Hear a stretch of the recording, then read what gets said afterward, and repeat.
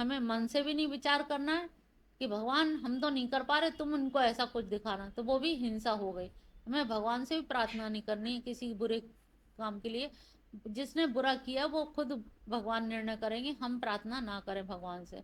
तो हमें सरलता भी लानी है। आर्जवम माने सरलता, शौच यानी कि पवित्रता, ब्रह्मचर्य और अहिंसा, ये तप, ये सारी चीजें जिसमें होंगी उसी को हम शारीरिक तप कहते हैं, शरीर का तप है। तो कितना आसान है। हृदय की सरलता करने में क्या दिक्कत है। हमें किसी को मार के चैन मिलेगा, हम उतने ही और बेचैन हो जाते हैं, दुश्मनी और बढ़ती है। बढ़ाओ ही मत।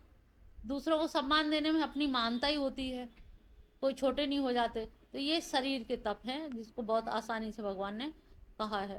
15 में है, अनुद्विग करम वाक्यम सत्यम प्रीहितम च यत् स्वाध्याय अभ्यासनम चैव वाङ्मय तपोचते। अनुद्वेग यानी कि जैसे कोई बात आपने किसी से कही तो उसको उद्वेग ना हो। अनुद्वेग यानी कि होता है ना, कस के कोई बात कह दी तो आपने कही तो सही है, लेकिन सही को भी ऐसा कहिए कि वो मीठी लगे। जैसे शुगर कोटेड कुनैन की गोली बहुत ज़्यादा होती है, या कैप्सूल में जितनी दवाई होती है उन्हें खाली खा के निकाल के देखो, बहुत कड़वी होती है।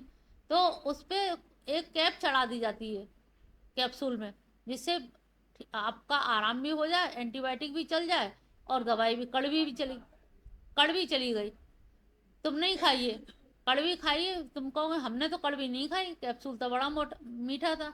उन्होंने कहा नहीं, हमें भी इसी थ्योरी को अपनाना है कि चीनी में लपेट के, कोई बच्चों को दवाई देते ना, चीनी में लपेट दी, और चॉकलेट में लपेट दी, किसी तरह बच्चे का भला हो। अगर हम प्रिय चाहते हैं, हित चाहते हैं, तो हमें प्रिय वाणी के द्वारा ही कहना चाहिए। कोई शब्द ऐसे नहीं कहने चाहिए, चल रही हो कि नहीं चल रही हो, चलना हो तो चलो, नहीं तो अब इसी में कह दो चलो भैया समय हो रहा है, प्यार से कह दो चलो साथ चलेंगे, अच्छा लगेगा। उसी में इंसल्ट करके करना, तो शब्द वही हैं, लेकिन शब्दों के उतार चढ़ाव से, शब्दों की वॉल्यूम से ही। फिर कहते हैं क्यों चिल्लाए जा रही हो, क्यों चिल्ला रहे हो। तो क्यों चिल्ला नहीं ने, कह दो हमारा तो बोलने का स्वभाव है। तो स्वभाव बनाने वाला कौन है, तुम ही तो हो ना। तो ऐसा स्वभाव है तो उसको हमें त्यागना चाहिए। सरलता से प्रिय बोलें, सत्य बोलें। और जब सत्य बोलेंगे, और स्वाध्याय यहाँ पर पठन पाठन, यानी कि हम नित्य का, अब गीता जैसे समाप्त हो जाए, 2 श्लोक, 1 श्लोक, जितना सुविधा हो, हाथ में गीता एक बार पकड़िए जरूर। गीता पढ़ने से संस्कृत मत पढ़िए, हिंदी हिंदी पढ़ लीजिए। एक एक दो दो श्लोक का रोज पाठ करते रहिए, तो उससे क्या है, वो नियम बन जाएगा। और जब नियम बन जाते हैं तो वो फिर हमें मेहनत नहीं पड़ती, और आसानी से वो चीज़ें हो जाती हैं। तो अंतकाल में जब हम बिस्तर पर पढ़ें, जब पढ़ नहीं पाते, तो जो हमने पढ़ा है वही दिमाग में घूमता रहता है। तो अच्छा पढ़ोगे, स्व अध्याय, स्व का अध्याय यानी कि सेल्फ का, अपने आप को भी पढ़ पाओगे। गीता पढ़ी, और गीता पढ़ के फिर खुद को पढ़ा कि हम कहाँ, क्या हमें उद्वेग होता है, क्रोध आता है कि नहीं आता है, कितना आता है, क्या हमें खाने का मन करता है, तिक्त भोजन, खट्टे चीज़ें खाने का मन करता है। तो ये चीज़ें क्या है, स्वाध्याय गीता पढ़ी, स्वाध्याय भी हो गया फिजिकल, और अपना भी अध्ययन हो गया कि हम कहाँ खड़े हैं, हम किस लेवल पर हैं। तो ये थोड़ा थोड़ा अपने मन में ये सुधार करते रहना चाहिए। 16वां है, मन प्रसाद सौम्यत्वम मौनम आत्म विनिग्रह भाव संशोधिरे तपो मानसम उच्यते। मन प्रसाद सौम्यत्व, मन की स्वच्छता, सौम्यता, मौन रहना। हम लोग मौन कम रह पाते हैं, हम लोग बोलते बहुत हैं। अगर मौन रह लें तो हो सकता है बहुत सारी बातें हमारी, जो गलत बात बोल रहे हैं वो भी रुक जाएं।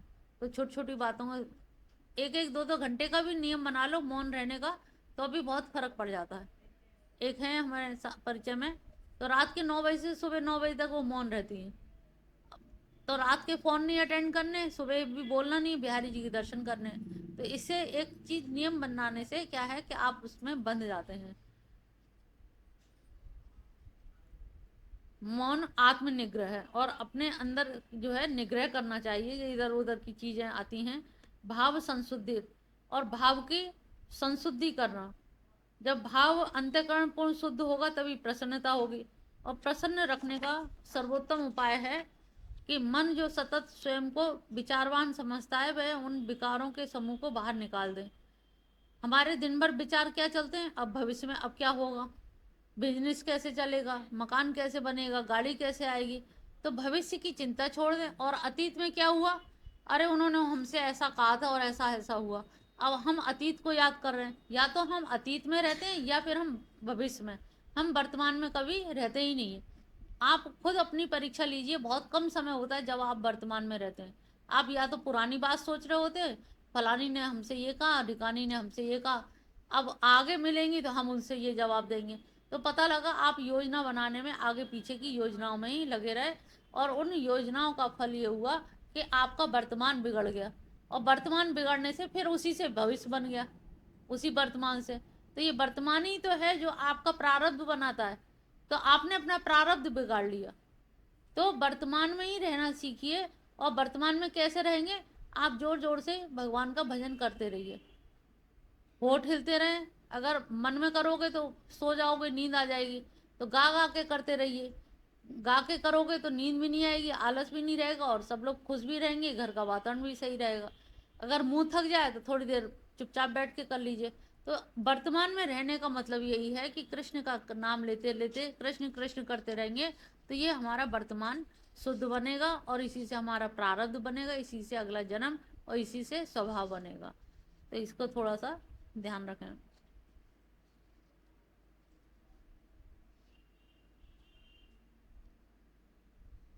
17वां। श्रद्धा परया तप्तं तप त्रिविधं नारयि अफलकांक्ष वियुक्त सात्विकं परिचक्षते। फल की आकांक्षा से रहित योगी पुरुषों द्वारा श्रद्धा परया, परम श्रद्धा से तपे हुए उस पूर्वोक्त 3 प्रकार के तप को सात्विक कहा गया है। यानी कि फल की जहाँ इच्छा होगी तो वो राजसिक हो जाएगा। आप कोई भी काम करें उसमें फल की इच्छा निकाल दें, चाहे दान तप यज्ञ जो भी करें। यहाँ पर भी गीता भी पढ़ रहे हैं, तो गीता में भी हमें कोई फल की नहीं, बस प्रेम है। हम आपको जानना चाह रहे हैं, हम आपके पास आना चाह रहे हैं, केवल वही आपके लक्ष्य हैं। हमें जमाने को नहीं दिखाना है कि हम आ रहे हैं, देखो हम गीता सुनते हैं, गीता पढ़ते हैं, गीता का पाठ करते हैं। हमें जनता को नहीं दिखाना। ये लोग कहते हैं ना, पंच बढ़ाई दे गए खिपड़ा दे गए हाथ। ये 5 लोग हमें तारीफ कर भी जाएंगे, और उस तारीफ से हमारा अहंकार बढ़ेगा, और अहंकार से हमारा कहीं ना कहीं नाश होएगा। भगवान को अहंकार भक्तों का पसंद नहीं है। वो कह रहे हैं मेरा भोजन अहंकार ही है, मैं भक्तों का अहंकार ही खाता हूँ। तो जब अगर अहंकार आए, गोपियों को 2 मिनट के लिए अहंकार आ गया कि देखो हम सुंदर तो लग ही रहे, आखिर हमें भी कोई कमी नहीं है, भगवान इसीलिए हमें बुलाया, हमें 2 मिनट में अंतर ध्यान हो गए। तो सोचो, अहंकार उन्हें क्षण भर, और अहंकार कहाँ होता, दिखता भी नहीं, मन में ही सोचा था। तो हम लोग भी अहंकार मन में ही तो करते हैं, लेकिन उसमें दगा बहुत खा जाते हैं हम लोग, कि मन की बात कही भी नहीं, थोड़ी सोची थी और सोचने में ही हमारे गर्त में चले गए। तो अहंकार, तो फल की आकांक्षा हर काम में हमें त्यागनी होगी, इस पे विशेष ध्यान दें।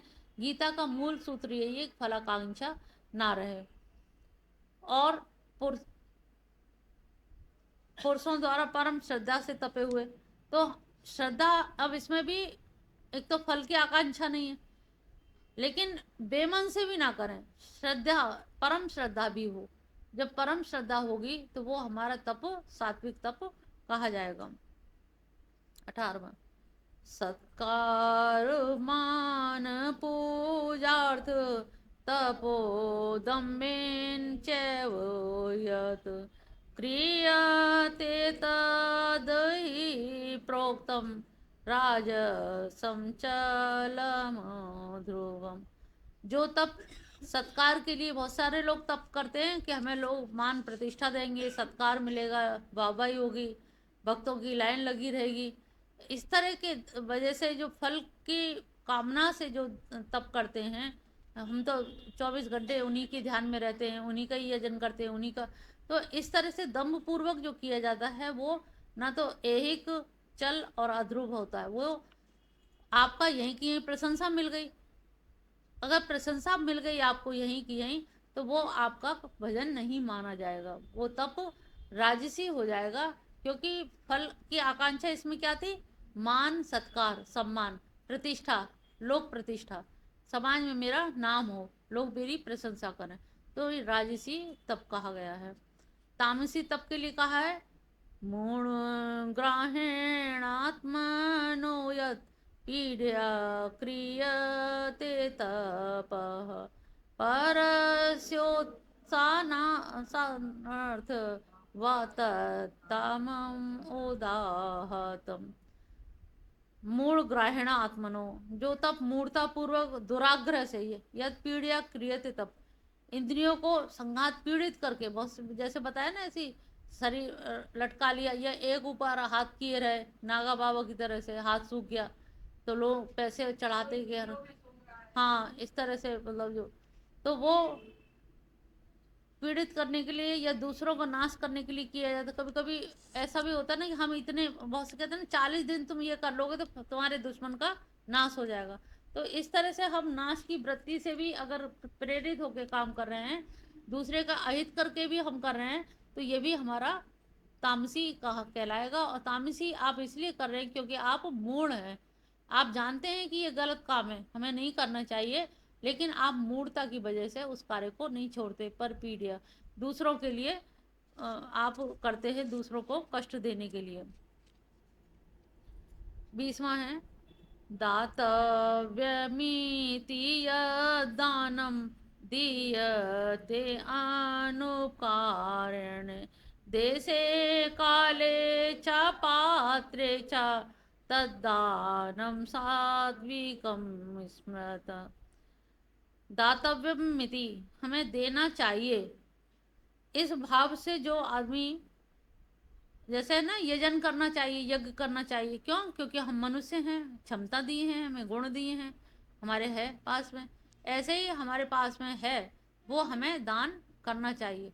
दान का मतलब यही नहीं कि पैसा ही दान दिया जाए, अन्न ही दान दिया जाए, तो हम मन से भी सहयोग खड़े हो जाते हैं। कोई दुख में है, कोई नहीं है उसका मोहल्ले में, हम खड़े हो गए, तो ये भी एक तरह से दान है, किसी के दुख में खड़े हो जाना है। तो हमें दान करना चाहिए, इस भाव से जो दान उचित देश काल परिस्थिति और एक दियते अनुपकारण है, एक चीज विशेष ध्यान रखिए, अनुपकारण, दान उसको देना चाहिए जो आपका उपकार करने वाला ना हो। अक्सर लोगों को क्या होता है, घर में कोई काम करने वाला है, आप उसको सब चीज दे देते हैं, ब्राह्मणों का दान भी उन्हीं को ही दे देते हैं, और जो दान है उनको देते हैं, क्योंकि इसको अच्छा दे देंगे तो ये अच्छा काम करेंगे।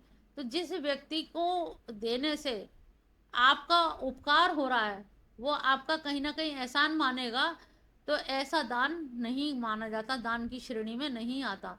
दान की श्रेणी में वो आता है जिसको, जिससे आप कभी भी अपना काम ना ले सकें, आप उसको उपयोग ना कर सकें, आप गरीब समझ के उसको हेल्प कर दें, और फिर ये लगे कि कभी ना कभी तो हमारे काम आ ही जाएगा गिरते पड़ते में। तो इस उपकार से, उपकार की भावना से दान नहीं देना चाहिए। दान वही माना जाता है जो फिर आपको कभी भी उपकार उससे नहीं चाहिए, वो सात्विक होता है। हम अपेक्षा ना हो कि ये कभी हमारे काम आएगा, अगर काम आ सकता इस भाव से दिया, तो वो आपके लिए अहित बाधक होगा, वो सात्विक नहीं होगा। हाँ,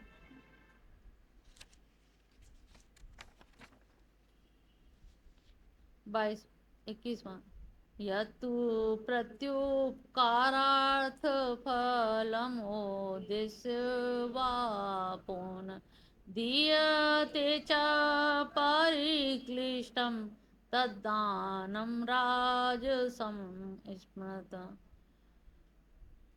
अब राजस दान कौन सा है? प्रत्युपकार। प्रत्युपकार की कभी ये काम हमारे आना चाहिए, जब हमने इनके लिए इतना किया, इनके दुख में खड़े रहे, इनको हमने पैसा दिया, इनको सामान दिया, इनके घर में राशन नहीं था वो पहुंचाया, इस उपकार से आपने अगर किया है तो वो राजसी दान होगा। और उतना फिर उन्होंने लौटाया नहीं, तो आप शत्रु और हो गए। अक्सर होता है ना मोहल्ला पड़ोस में शत्रुता क्या होती है, हम उनके उनके साथ हमने इतना किया लेकिन उन्होंने हमारे साथ, ज़्यादातर लोगों की शिकायत क्या होती है, हमने उनके बहुत किया लेकिन उन्होंने हमारे लिए कुछ भी नहीं किया। तो ये सारी चीज़ें क्या है कि उपकार की भावना जहाँ होगी वहाँ पर वो राजसिक हो जाएगा। राजसिक यानी कि लड़ाई झगड़ा भी होगा, ईर्ष्या भी होगी, द्वेष भी होगा कि देखिए कैसे लोग हैं। जब कोई आएगा आप उसी की चर्चा करेंगे, देखिए एक हमारे पड़ोसी हैं, हमने इतना करते करते मर गए, जिंदगी भर इनको इतना निभाया लेकिन एंड टाइम पे इन्होंने हमें दगा दे दिया। तो वो राजसिक दान होगा जो उपकार के। तो ऐसा जो दान है वो क्लेशदायक भी होगा। और कभी कभी ऐसा भी होता है लोग बाध्य कर देते हैं, मजबूरी बस देना पड़ता है, क्लेश युक्त होकर के दुखी मन से देना पड़ता है। तो ऐसा दान भी राजसिक दान में आता है जो क्लेश युक्त होकर के। 22वां, आदेश काले यदानम पात्रेभ्यश्च दीयते असत्कृतम् अवज्ञातं तत्तामसमुदाहतम्।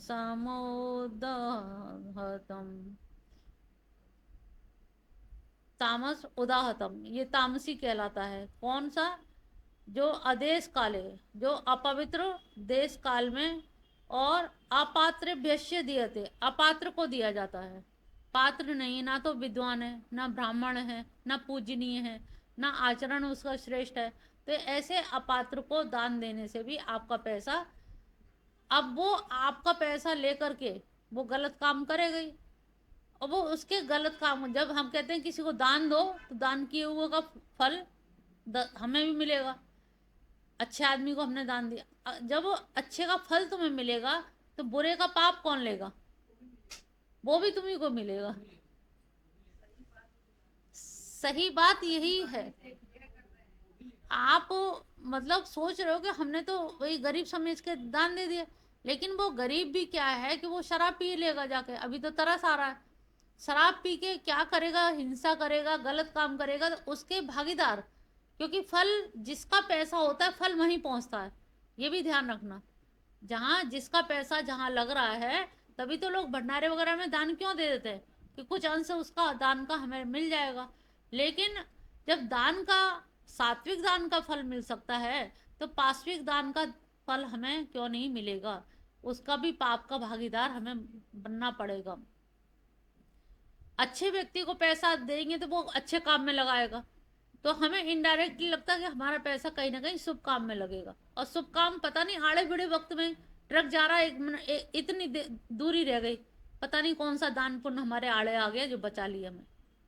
तो कौन सा पुण्य आपके आगे आ जाए, आप दे के भूल जाइए। अब ये सोचे कि हमने उसको इतना दिया, उसको इतना, तो वो तो फिर साहूकारी बनियागिरी हो गई। तो हमें ये दे के भूल जाना है। कहा जाता है शास्त्रों में तो, दायां हाथ दान दे तो बाएं हाथ को भी नहीं खबर होनी चाहिए। लेकिन हम गा गा के सबको बताते हमने उसको इतना दान दिया, उसको इतना दिया, इसको इतना, तो ये कहने से भी आपका वो क्षीण हो जाता है। तो ये थोड़ी सी गूढ़ बातें हैं कि हम करते बहुत हैं लेकिन गिना नहीं जाता वहाँ पर, तो वहाँ पर हमारे लेखा जोखा में गड़बड़ी हो जाती है। तो ये समझनी बात पड़ेगी कि हमारा सारा कहने से अपना पूर्ण चला जाता है। तो कोशिश ये करें हम करके भी कहें ना, और ना उस पर एहसान दिखाएं, ना उसको तायने मारें कि तुम्हें हमने कितना किया है, कैसे किया है। और अदेश काल देश काल परिस्थिति ना हो, और अपात्र को यानी कुपात्र को दान देने से उसके द्वारा किए हुए पाप के भागीदार भी आप बनेंगे।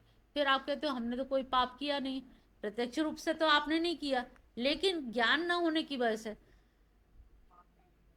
अब जैसे पहले उन्होंने कहा तस्मात् शास्त्र प्रमाणम, ये बात सही है, शास्त्र प्रमाण, लेकिन हर जगह तो शास्त्र का प्रमाण नहीं हो पाता है। तो हमें इसीलिए सत्संग का होता है कि किसी ने एक ने पढ़ लिया और हम सबको बता दिया। अब इतने लोग बैठ करके अलग अलग तो अध्ययन करने से रहे, टाइम ही नहीं मिल पाता, कैसे करेंगे देखेंगे कभी बुढ़ापे में। तो होता क्या है सत्संग से कि अध्ययन की हुई चीज़ें रिवाइज हो जाती हैं, और वो सुनने के बाद दिमाग में बैठ जाती हैं। अपना पढ़ा हुआ हो सकता है याद ना रहे, लेकिन सुना सुनाया याद रहता है। तुम भूल गई, उन्होंने कभी चर्चा करी उस दिन उन्होंने क्या बताया था, याद आ गई चीज। तो इसी तरह से ये ध्यान रखिएगा कि कहने को आप दानी कहलाओगे समाज में, लेकिन वो दान आपका बिल्कुल बेकार दान हो जाएगा, उसका कोई उपयोगिता नहीं रहेगी। अब यहाँ पर काफी दान के बारे में, यज्ञ के बारे में बहुत सोच समझ के आपको कदम रखना है। लेकिन हमारे कृष्ण इतने दयालु हैं, करुणामय हैं, भक्त वत्सल हैं। एक पॉइंट वो ऐसा बता रहे हैं कि आप उन सब चीजों से मुक्त भी हो सकते हैं।